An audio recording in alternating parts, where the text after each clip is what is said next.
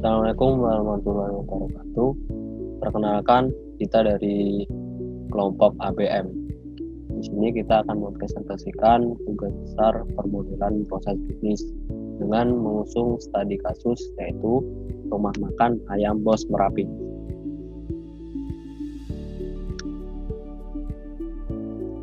Lalu tim untuk mengusung studi kasus ini adalah saya sendiri, Bagas Putra, Hasan Abdullah Muhammad, dan Muhammad Rizkan Aditama.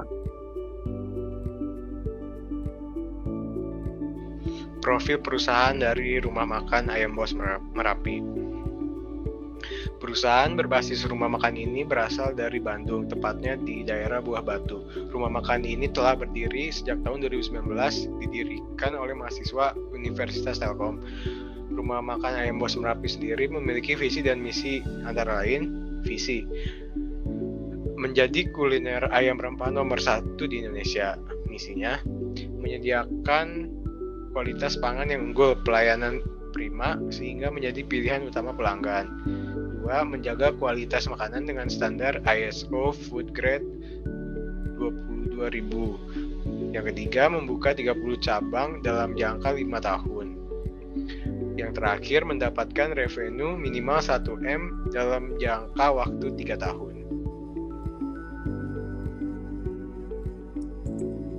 Oke, selanjutnya adalah value chain dari rumah makan ayam Bos Merapi.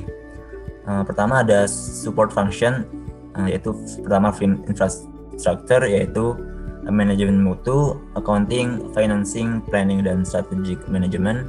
Kemudian ada human resource, yaitu rekrutmen dan pelatihan. Kemudian ada teknologi development, yaitu menggunakan aplikasi software seperti Excel dan sosial media. Dan juga procurement, yaitu pembelian bahan baku, peralatan, dan item lainnya. Kemudian untuk primary functionnya sendiri, pertama ada inbound logistik, yaitu mengambil bahan baku, pengelolaan bahan baku di gudang, pengecekan bahan baku, dan mendistribusikan bahan baku untuk produksi. Kemudian ada operation, berupa testing, checking, sorting, processing, dan packing atau pengepakan.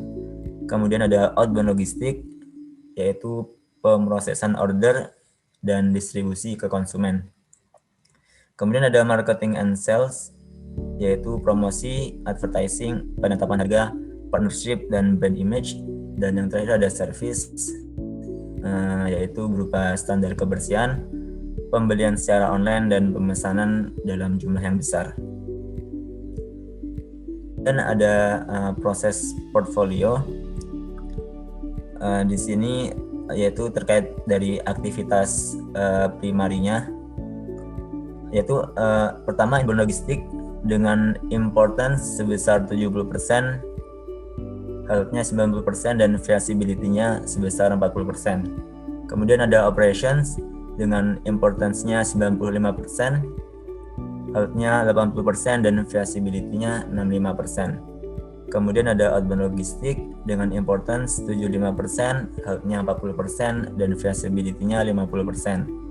Kemudian ada marketing and sales dengan importance-nya 80%, health-nya 70%, dan feasibility-nya 70%. Kemudian yang terakhir yaitu service dengan importance-nya 95%, health-nya 50%, dan feasibility-nya 60%. Next. Kemudian ada proses bisnis dari rumah makan ayam Bos Merapi. Kita mulai dari existing-nya atau yang terjadi pada saat ini.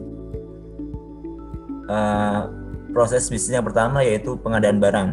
Jadi pertama proses bisnis ini dimulai dari divisi inventory, menerima daftar kebutuhan barang baik dari internal maupun eksternal. Kemudian mengecek persediaan barang. Jika barang tidak kekurangan stok, maka proses bisnis akan berhenti. Tapi jika persediaan kurang, maka divisi purchase akan memesan barang. Kemudian supplier memproses pemesanan, kemudian mengirim barang dan kemudian divisi purchase akan menerima pengiriman barang. Kemudian akan mengkonfirmasi penerimaan barang dan kemudian barang diserahkan kepada divisi inventory dan divisi inventory akan mengupdate informasi gudang. Di sisi lain, supplier akan membuat bill atau tagihan, kemudian meminta pembayaran, maka akan diterima oleh divisi accounting. Divisi accounting akan membayar pemesanan, kemudian membuat akun payable, dan supplier akan mengkonfirmasi pembayaran dari divisi accounting. Kemudian supplier akan mencetak invoice, kemudian invoice akan diterima oleh divisi purchase, dan divisi accounting akan merekap semua data transaksi. Kemudian divisi accounting akan membuat laporan keuangan dan meminta validasi kepada kepala bidang accounting. Kemudian kepala bidang accounting akan memvalidasi laporan. Jika laporan diterima, maka kepala accounting akan menyimpan laporan di Excel dan proses bisnis terhenti. Namun jika laporan tidak diterima, maka akan diulang kepada divisi accounting untuk merekap data ulang. Next.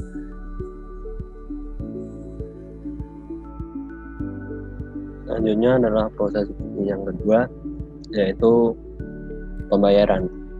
Pada proses bisnis ini, kita memiliki divisi pembayaran untuk mengetahui income dan outcome dari sebuah produk yang akan dijual. Lalu di divisi supplier untuk menentukan jenis dan harga barang yang dipilih. Lalu divisi pembelian memilih vendor barang yang akan dituju nantinya. Setelah itu divisi supplier akan mengkonfirmasi barang sampai kepada divisi supplier tersebut dan memberikan barang kepada divisi inventory. Divisi inventory akan melakukan penyimpanan barang yang telah diberi dari vendor. Apabila barang tidak sesuai dengan permintaan, maka barang akan dikembalikan kepada pihak supplier, menggantikan barang tersebut dengan barang baru yang sesuai dengan permintaannya. Barang kembali diterima dan sudah tepat, maka konfirmasi akan dilakukan. Lalu divisi supplier akan memberikan bill menjadi invoice.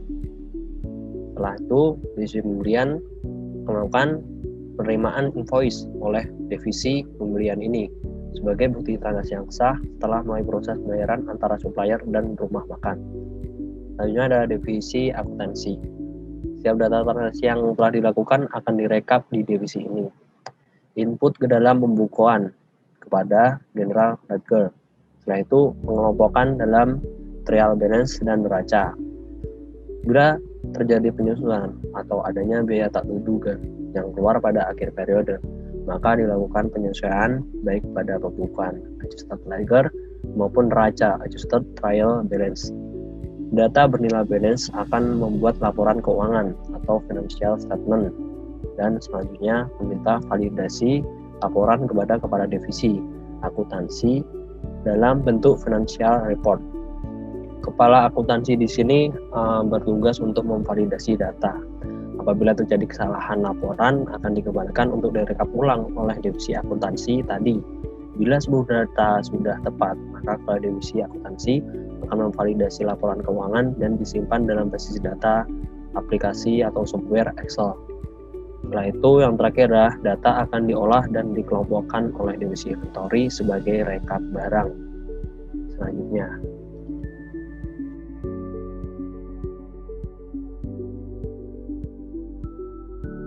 yang ketiga ada proses business accounting.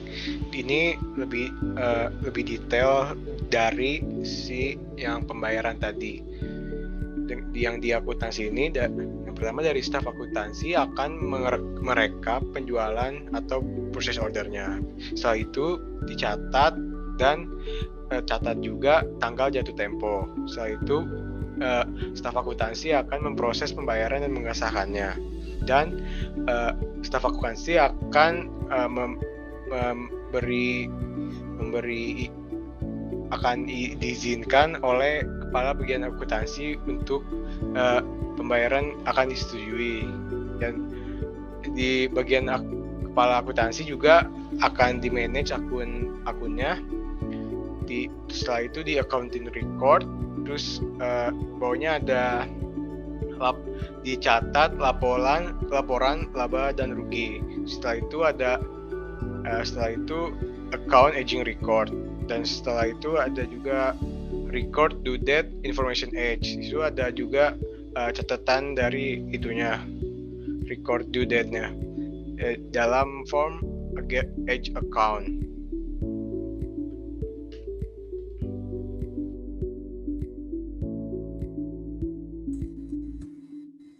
Oke, selanjutnya adalah proses targeting, yaitu proses dari target dari proses bisnis sebelumnya.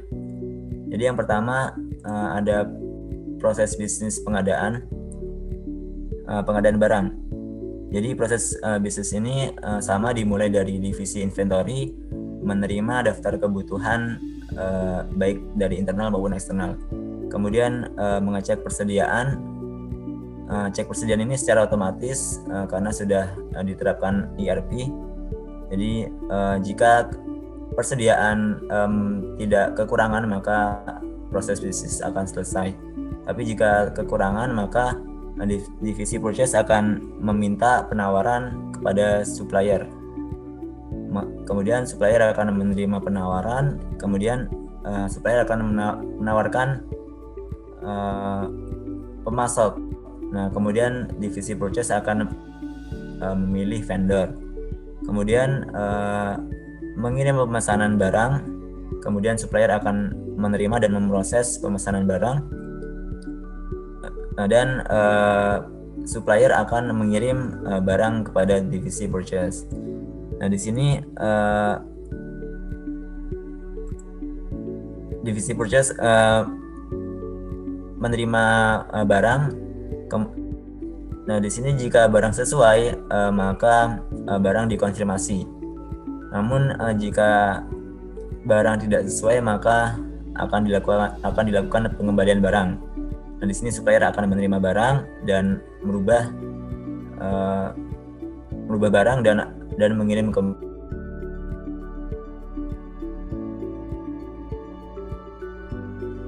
Nah, jika barang inventory, dan divisi inventory akan langsung mengupdate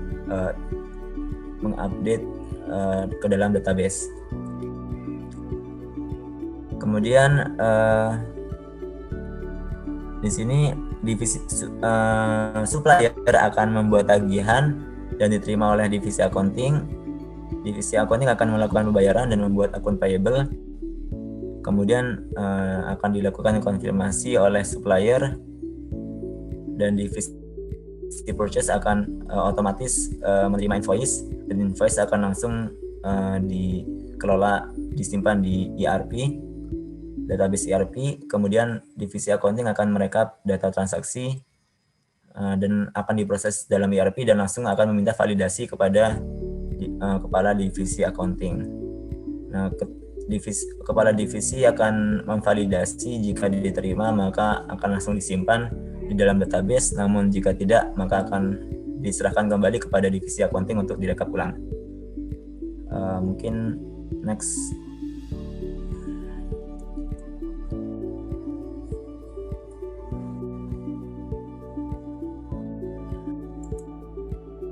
Pada proses bisnis yang kedua ini adalah pembayaran. Tidak jauh beda sama proses targeting di awal tadi. Di sini itu diawali dengan pelanggan atau customer melakukan pemesanan pembelian. Setelah itu masuk ke kasir. Di kasir ini kita akan masukkan data-data yang telah dibeli oleh customer. Setelah itu kita melakukan print dari data yang mau dibeli. Setelah itu kita kembalikan kepada pelanggan untuk perintahkan pembayaran. Setelah itu kasir lagi akan menerima pembayaran dari pelanggan tersebut. Di sini akan melakukan pemrosesan faktur, yaitu menerima faktur dan melakukan rekap data transaksi. Apabila pada rekap data transaksi ini kita outputnya adalah no atau tidak, maka kita akan melakukan validasi data yes dan mencetak laporan keuangan. Lalu kita menghentikan proses bisnis. Apabila faktur tadi bernilai yes, outcome-nya, jadi kita melakukan pembuatan jurnal transaksi dan menghasilkan buku besar untuk merekap divisi departemen akuntansinya. Setelah itu menghasilkan finansial. Di finansial tadi kita langsung pindah divisi, yaitu kepada kepala akuntansi. Kepala akuntansi ini kita meninjau dan memvalidasi laporan keuangan. Setelah itu kita memvalidasi dan mencetak laporan keuangan. Setelah itu proses ini selesai. Selanjutnya yaitu proses business accounting pada targeting.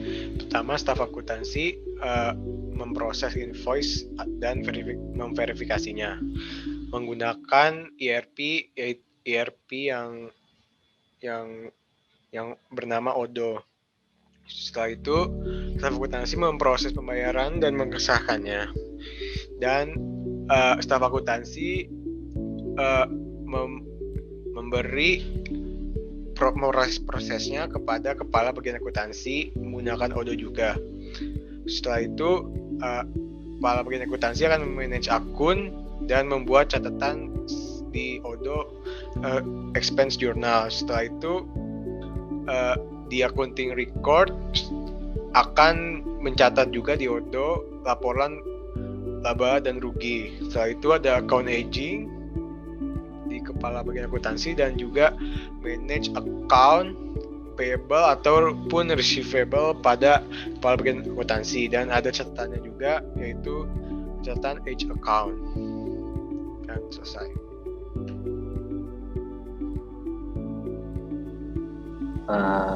Pada bagian kesimpulan dan saran selanjutnya, pada kesimpulan ini sendiri kita bisa memperoleh dari penelitian yang kita laksanakan pada analisis proses bisnis perusahaan ayam bos Merapi. Para penulis atau pembuat dari studi kasus ini mendapat kesimpulan bahwa perusahaan telah mendata income dan outcome dengan baik, tetapi caranya masih jadul atau kuno, manual. Jadi dibuatnya sistem ERP ini memudahkan perusahaan ini mengelola data dengan baik dan terstruktur secara real time, yang operasinya sendiri menjadi otomatis. Selanjutnya, saran dari kita itu penyusun memberikan saran untuk mengembangkan lanjut dari penelitian seperti pelaksanaan saat impor dan ekspor sebuah data pada sistem sangat bergantung dari tingkat ketelitian kasir atau divisi pembukuan, sehingga dibutuhkan kehati-hatian dalam melakukan edit data impor atau ekspor melalui format Excel baik .csv maupun .xlsx. Apabila data yang diinput tidak sesuai, maka pendataan bisa salah dan mengakibatkan kegagalan informasi. Terima kasih. Sekian dari kelompok ABM dengan studi kasus rumah makan ayam bos Merapi. Akhirul wassalamualaikum warahmatullahi wabarakatuh.